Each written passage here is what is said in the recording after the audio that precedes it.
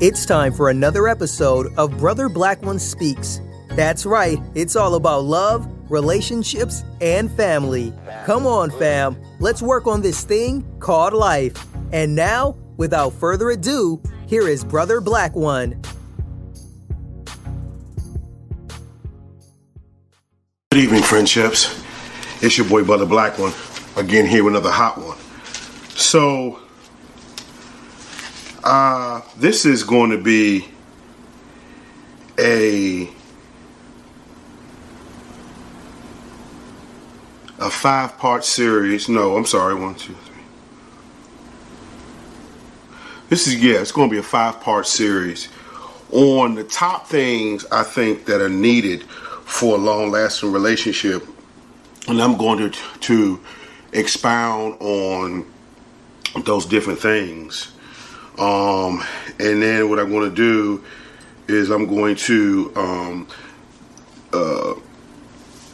like I said, give my viewpoint and what I think is needed for these relationships. So, number one is,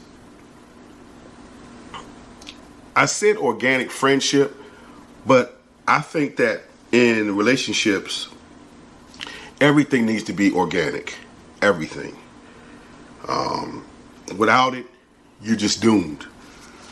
Because think about it, the difference between organic and inorganic, meaning the opposite would be like organic food that is grown with what they say no GMO, no chemicals, yada yada yada, versus processed food, which is meant to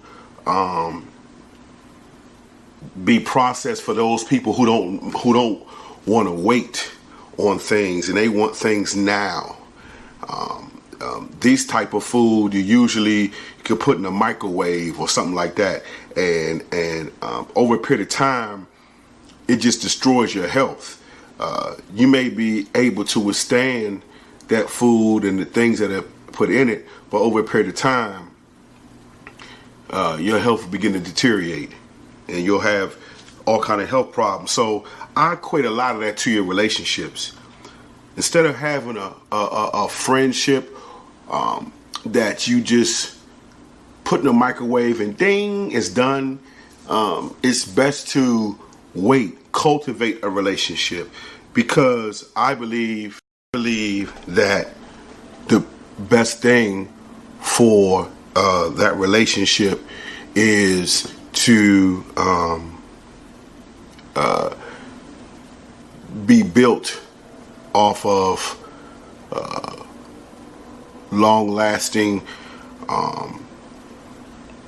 and nurturing methods to make sure that the relationship will last. If you think about it, when you buy organic food and inorganic food, if you don't eat organic food, let's say like apples and oranges and things like that, they tend to last longer than regular secular food, because of the fact that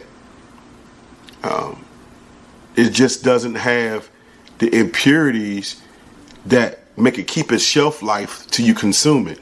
So that's why I believe that friendship is the best thing you can use as a foundation for your relationship, because in a marriage, you're not going to feel like you're in love, or I'm saying in a relationship, you're not going to feel that warm fuzzy all the time. So you have to have something. And yes, I can go ahead and mention marriage. If you in a marriage, you're not going to feel like you're in love all the time, and you're not going to have those warm fuzzies that you used to have all the time, because it's just called plain old life. So what I'm saying and what I'm suggesting is that build your foundation on something strong, because when you are pissed off at your girlfriend or boyfriend and they just, or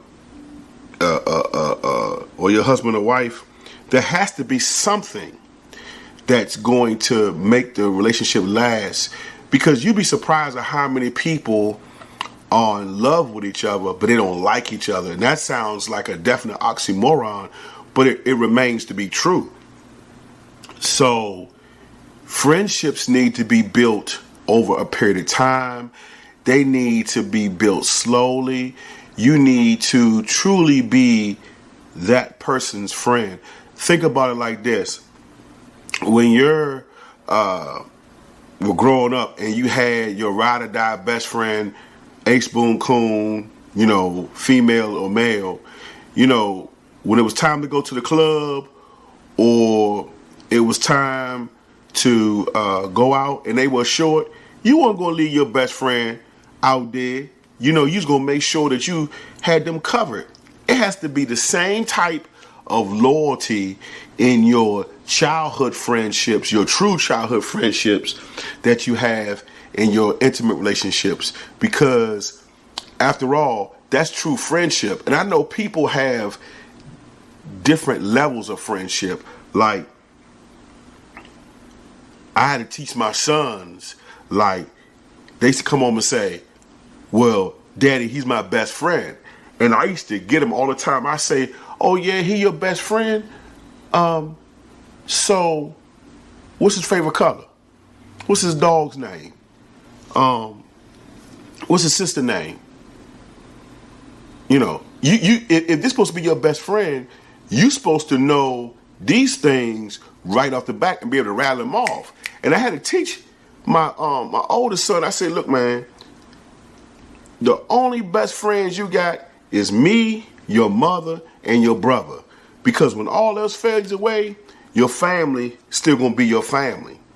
So until you've established that rapport and until you laid the infrastructure for friendship, then you'll know that's a true friendship. But my point is to compare and contrast and parallel that friendship that you had from childhood. And see, the thing is, what is the key component to friendship over a period of time? Me and one of my closest friends, I consider like a brother. We've been friends for 40 years, 45 years, and I'm almost 50. So that tells you we've been knowing each other since we were 5 years old. And the thing about it is, we didn't have to necessarily work at our friendship. It was developed over time. The fondness, the closeness, over time, it developed because we spent time with each other.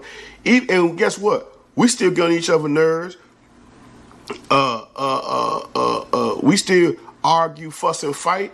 But at the end of the day, that's still my ride or die friend. A lot of people can't say that. And I say that to say, you have to have that same fervor and zeal for your friend, for your intimate relationship on a friendship level, like you had with your boys and girls growing up. And that's vital and very important. So just imagine, you got that same loyalty, that same long suffering, that same longevity in your intimate relationships. Man, it's nothing that you and your mate can't do together. Like I said, that doesn't mean you're exempt from the relationships problems, money problems, health problems, jobs, careers over a period of time. We live in a time where jobs is turbulent, and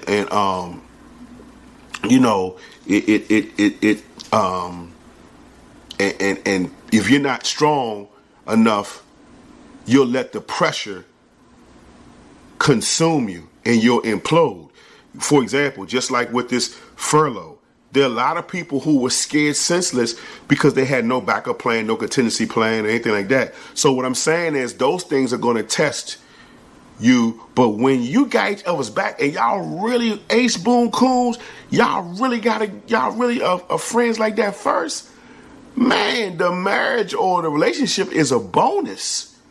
It's a plus. You got each other's back no matter what. You know, we have to have that same loyalty.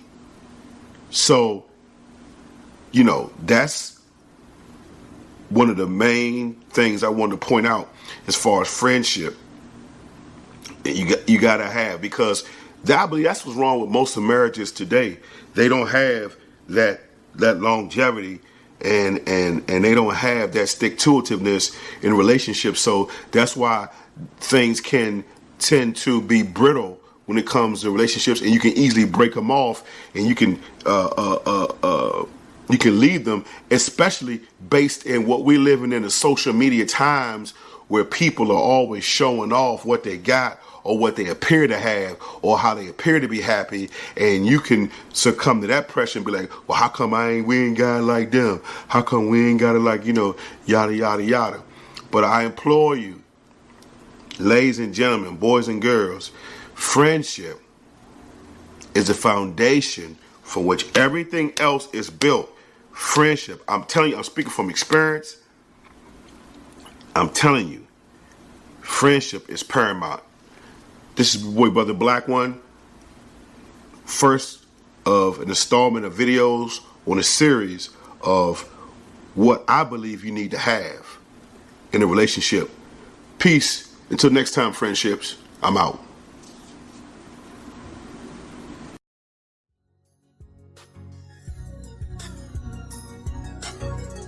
Thanks again for tuning in with another broadcast of Brother Black One. Until next time, family, peace and love.